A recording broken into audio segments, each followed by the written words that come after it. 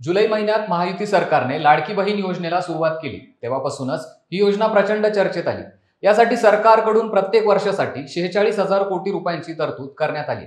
21 ते 60 या वयोगटातील महिलांसाठी ही योजना सुरू असून यामध्ये पात्र महिलांना दर महिन्याला 1,500 रुपये थेट त्यांच्या बँकेच्या खात्यात जमा केले जाणार आहेत। या योजनेचा पहिला हप्ता जमा होताच माता भगिनींच्या आनंदाला उधाण आलं होतं। तर निवडणूक डोळ्यासमोर ठेवून या योजनेची घोषणा केली असा आरोप विरोधकांनी केला होता। आता विधानसभा निवडणुकीच्या पार्श्वभूमीवर ही योजना महायुती सरकारसाठी तारणहार ठरू शकते असा अंदाज काही राजकीय तज्ञांनी वर्तवलाय। लाडकी बहीण योजनेबद्दल महिलांचं मत काय? खरंच ही योजना महायुती सरकारसाठी लाभदायी ठरू शकते का? आणि जर ठरत असेल तर नेमकी कशी?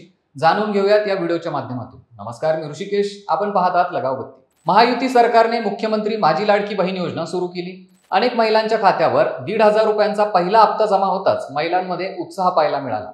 गेल्या अनेक महिन्यांपासून महायुती शासनाने महिलांवर आपले लक्ष केंद्रित केल्याचं दिसून येतंय। गेल्या वर्षापासूनच राज्य सरकारने एसटी भाड्यात महिलांना 50% सूट जाहीर केली। लेक लाडकी योजना देखील जाहीर केली। माता सुरक्षा योजनेअंतर्गत मोफत तपासणी असेल किंवा आशा आणि अंगणवाडी सेविकांच्या मानधनात केलेली वाढ असेल, शासनाकडून महिला मतदारांना आकर्षित करण्यासाठी अशा विविध योजना राबवण्यात आल्या। आता इतर घटक सोडून सरकार महिला मतदारांवर का फोकस करत असेल असा प्रश्न तुम्हाला नक्की पडला असेल। याचं कारणही जाणून घेऊ। राज्यात एकूण 5 कोटी पुरुष मतदारांची तर त्याखालोखाल 4 कोटी ही महिला मतदारांची संख्या।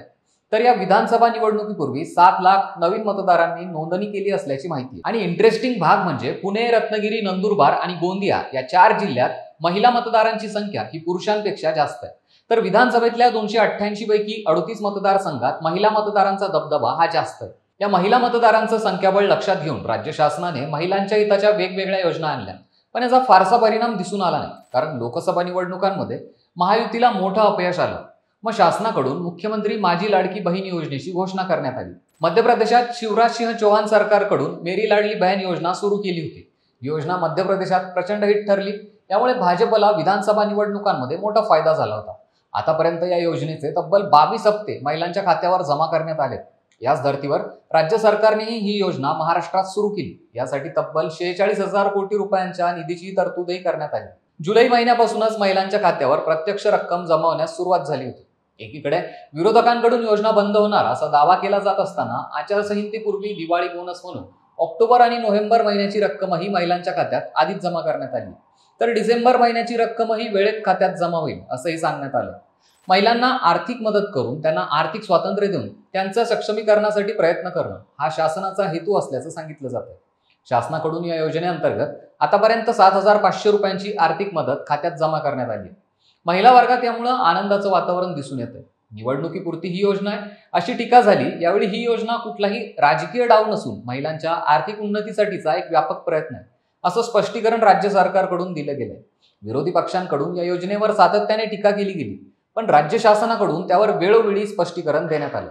इतकंच नाही तर निवडणुकीपूर्वी आगाऊ रक्कम देखील महिलांच्या खात्यात जमा करण्यात आली। अनेक महिलांना अपुऱ्या कागदपत्रांमुळे या योजनेचा लाभ जरी घेता आला नसला तरी सध्या ही योजना राज्यभरात महिलांमध्ये अतिशय लोकप्रिय असल्याचं दिसून आलं। लगाव बत्तीची टीम विदर्भ दौऱ्यावर असताना त्यांनी अनेक महिलांशी संवाद साधला। यावेळी महिलांकडून उत्स्फूर्त अशा प्रतिक्रिया ऐकायला मिळाल्या। या रकमेमधून आम्हाला आर्थिक स्वातंत्र्य मिळाल्याचं अनेक महिलांनी कबूल केलं। शिवाय ही योजना पुढेही सुरू राहावी अशी इच्छा त्यांनी बोलून दाखवली। तर अनेकांनी योजना ठीकच, पण शासनाने महिलांच्या रोजगारासाठी देखील प्रयत्न करावा असा सल्ला दिला। एकंदरीतच महागाईच्या काळात महिलांच्या हाती ही मासिक रक्कम पडत असल्याने त्या समाधानी असल्याचं चित्र आहे। ही रक्कम कमी असली तरी घर खर्चासाठी, मुलांच्या शिक्षणासाठी किंवा स्वतःच्या दैनंदिन गरजेसाठी उपयोगी पडत असल्याचं महिला सांगतायत। यामुळे महिलांमध्ये ही योजना लोकप्रिय असल्याचं दिसतंय। दुसरीकडे विधानसभेच्या ग्राउंडवर परिस्थिती काय आहे? तर महायुतीच्या कार्यकर्त्यांकडून लाडकी बहीण योजनेचा प्रचार जोरदार केला जातोय। अनेक ठिकाणी महिलांना फॉर्म भरून देण्यासाठी आणि कागदपत्रे जमवण्यासाठी मदत केली गेली आहे।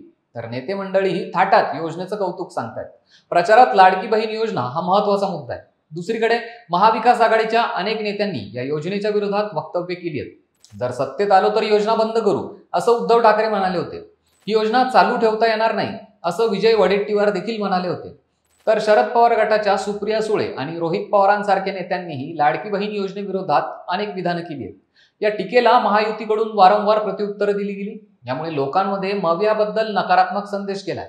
योजनेचं कौतुक केल्यास महायुतीचं पारडं जड होईल आणि विरोध केल्यास आपण बॅकफूटवर जाऊ यामुळे मवियाचे नेते आणि कार्यकर्ते हे दोघेही संभ्रमात पाहायला मिळत आहेत. आता विद्यमान महायुती शासनाला या योजनेचा कितपत फायदा होऊ शकतो ते पाहू. राज्य शासनाने ही योजना सुरू केली, महिला मतदारांना आकर्षितही केलं. या माध्यमातून आम्ही माता भगिनींच्या सक्षमीकरणाचा प्रयत्न करतोय असा अजेंडा युती शासनाकडून सेट केला गेला. याला काही प्रमाणात यश देखील मिळून आलं.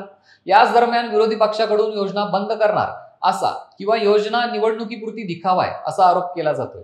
परंतु सध्याची स्थिती पाहता हे आरोपांचा कोणी विचार करत नसल्याचं वरकरणी दिसून येत आहे.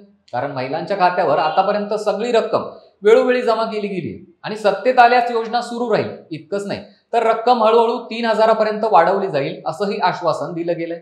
यावर कडी म्हणून येत्या डिसेंबर महिन्याचा हप्ताही निवडणुकीनंतर नोव्हेंबरमध्येच देण्यात येईल असं सांगण्यात आलं.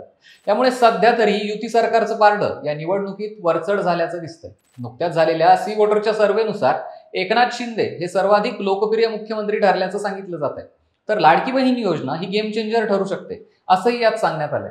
महिला मतदानाचा वाढलेला आकडा पाहून केंद्र शासनाने महिला केंद्रित धोरणं आणि कायदे आणायला सुरुवात केली आहे. त्याचा प्रचारही शासनातर्फे केला जातो.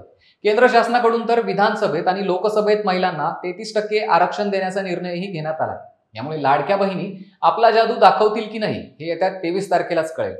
तुम्हाला काय वाटतं? लाडकी बहीण योजना महायुती सरकारला पुन्हा सत्ता मिळवून देऊ शकेल का? आम्हाला कमेंट करून नक्की सांगा आणि आमच्या लगावबत्ती या YouTube चॅनलला नक्की सबस्क्राईब करा.